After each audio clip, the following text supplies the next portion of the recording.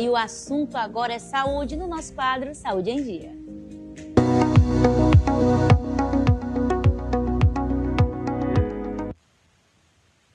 Vamos falar de fisioterapia respiratória. O Brasil hoje vive uma verdadeira pandemia de um probleminha chamado bronquiolite. Não há vaga nos hospitais para as crianças que passam por esse problema. Enfim, é uma situação delicada e acontece em todo o país. Essa infecção acontece de maneira viral e tem se propagado na nossa terra, no nosso país. E é importante entender que a fisioterapia respiratória tem um papel indispensável quando o assunto é o cuidado da saúde respiratória. Doenças como a tão terrível bronquiolite, pneumonia, fibroses e entre outras que atingem toda essa área respiratória podem ter um desfecho muito mais tranquilo quando se usa esse recurso. Inclusive, gente, dá para prevenir uma internação quando se usa a fisioterapia respiratória. Então, você que está aí do outro lado, fica aqui no Saúde em Dia, porque nós vamos tirar todas as dúvidas com a Diana Dias, que é fisioterapeuta respiratória pediátrica especializada no assunto. Bom dia, Diana. É um prazer receber você aqui no programa Revista. Bom dia, obrigada, eu que agradeço. Para começar, infelizmente, a bronquiolite, e claro, a fisioterapia respiratória pode ajudar com muitas outras doenças, como a pneumonia, uma fibrose, entre outras. Mas hoje eu percebo que é uma doença, a bronquiolite, que atinge os bebês muito, muito pequenininhos. E aí, a fisioterapia respiratória pode ajudar como? Então, a bronquiolite ela é uma doença que ela atinge crianças menores de 2 anos de idade, né? E agrava principalmente naqueles bebezinhos, principalmente prematuros. Até 6 meses a gente geralmente encontra um agravamento maior dessa doença, né? E aí, a fisioterapia respiratória, ela ajuda aumentando essa expansibilidade do pulmãozinho, melhorando essa ventilação pulmonar.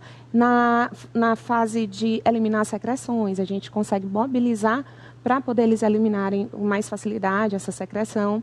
O que acontece? Esses bebezinhos, eles têm um bronquíolo, que é a partezinha final do pulmão. Aqui é o pulmão da gente, e essa partezinha final do pulmão, ele é bem fininho. E aí acontece uma inflamação desses bronquíolos. Consequentemente, ele acumula secreção, né? E por conta dessa inflamação, eles vão ter dificuldade de expectorar. E aí eles entram em desconforto respiratório, eles às vezes necessitam de suporte de oxigênio. E a fisioterapia, ela vai ajudar justamente aí. A gente vai conseguir fazer com que essas crianças elas eliminem essa secreção com mais facilidade. A gente consegue melhorar essa saturação de oxigênio, né? Dar conforto para essas crianças, que elas costumam ter desconforto respiratório. E aí a criança tem maior qualidade de vida. E a gente consegue evitar internações. Gente, é impressionante. Muitas crianças acabam, e é um problema, a bronquiolite, que ele vai muito intenso, rápido, a criança debilita, a criança fica sem conseguir respirar e muitas vezes tem que ir para a UTI. Inclusive, há uma dificuldade de leitos. Aqui a gente tem algumas imagens das crianças, há uma dificuldade de leito para essas crianças na UTI. E você está me dizendo que um trabalho como esse, a fisioterapia respiratória, pode prevenir a evolução, o agravamento da doença. Por que isso acontece? Sim, é uma doença que ela evolui de forma rápida, de fato, né? É o período viral ali da contaminação. E aí o que acontece?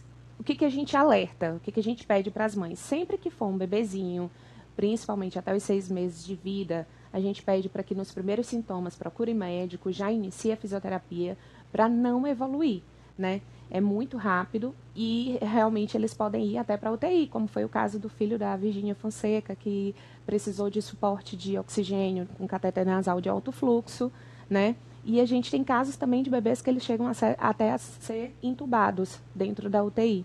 Então, quanto antes você começar, melhor. A bronquiolite, quando você tem contato com o vírus, no 4º dia de sintomas, geralmente é quando a gente entra no pico da doença, entre o 4º e o 7º dia. Então, a doença tem Ela tem um curso. Um curso que ela tem uma fase que é mais intensa. Tem a fase que é o que a gente chama de fase de pico, que é entre o 4º e o 7º dia, é onde a criança ela costuma agravar e ficar piorzinha, sabe?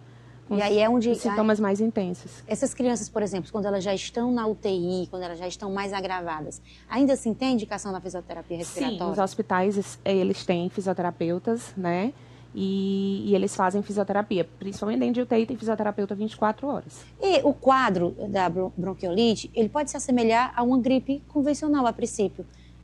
Na verdade, o que acontece? A bronquiolite, ela não é uma gripe, tá? Sim. A bronquiolite, ela é causada por um vírus e ela é uma inflamação que foi causada por esse vírus. A gripe, ela é causada por um vírus também, né? Só que você pode pegar, por exemplo, uma criança de 3 anos, ela pode pegar uma gripe, mas ela não inflamou o pulmãozinho, ela ficou só em via aérea superior. Ela teve contato com o vírus, mas não teve aquela inflamação. Diferente da criança que desenvolveu a bronquiolite, né? E a bronquiolite, a gente tem os principais vírus que eles evoluem com a bronquiolite. Um deles é o sincicial respiratório, por isso que o Brasil inteiro está em estado de alerta, porque a gente está num período do ano, que é o outono e inverno, onde tem maior disseminação desse vírus. E ele é o principal vírus da bronquiolite. Hoje em dia, a gente tem a vacina. Essa vacina ela pode ser dada na mãe, quando estiver gestante, entre a 26ª e a 36ª semana. E aí ela já consegue imunizar o bebê e ele fica lá imune com o vírus. Mas essa vacina é só no sistema privado? Só no privado. E a gestante, tá? E aí também tem a vacina para criança já, até 2 anos de idade. Essa tem no SUS? Essa tem, mas para crianças com comorbidades é que vai ter pelo SUS. O restante é tudo privado. Mas a gente tem a vacina que protege contra o vírus sincicial respiratório. E quais sintomas eu observo no meu filho que está com um problema parecido que eu devo buscar uma fisioterapia respiratória? Eu preciso de uma indicação médica ou o fisioterapeuta pode fazer essa avaliação? Não precisa de indicação médica. A mãe pode entrar em contato direto com o fisioterapeuta, tá? E aí os primeiros sintomas são coriza, né? Congestão nasal, tosse persistente, febre. E aí depois a criança começa a evoluir com a respiraçãozinha mais acelerada, as costelinhas começam a entrar. Muitas vezes aqui na fúrcula, que a gente chama, aqui no pescocinho, ele começa a entrar também quando tem dificuldade respiratória. E pode ter também batimento de asa de nariz, que é quando o narizinho da criança está abrindo e fechando, sabe? Mais alargado. Então, sempre, qualquer um desses sintomas, procurar logo o profissional para poder não deixar evoluir. Você é especialista na fisioterapia respiratória em crianças. Mas esse tipo de fisioterapia também pode ser, por exemplo, feito em idosos que também têm problemas pulmonares, em pessoas adultas, isso também pode ajudar? Sim, e é essencial no tratamento de adultos que têm fibrose cística, que têm DPOC, asmáticos. A fisioterapia, ela é sensacional, o tratamento da fisioterapia na asma, pneumonias. Então, é um tratamento hoje indispensável nas doenças respiratórias. E como na prática, doutora, eu fiquei curiosa, porque eu nunca vi uma sessão de fisioterapia respiratória na prática em um bebê recém-nascido, ali nos 3 primeiros meses, de repente. Como que é feito? Então, vamos supor que eu estou aqui com um bebezinho, coloco ele no meu colo e vou fazendo os manuseios. É bem sutil, bem suave, bem delicado, gentil.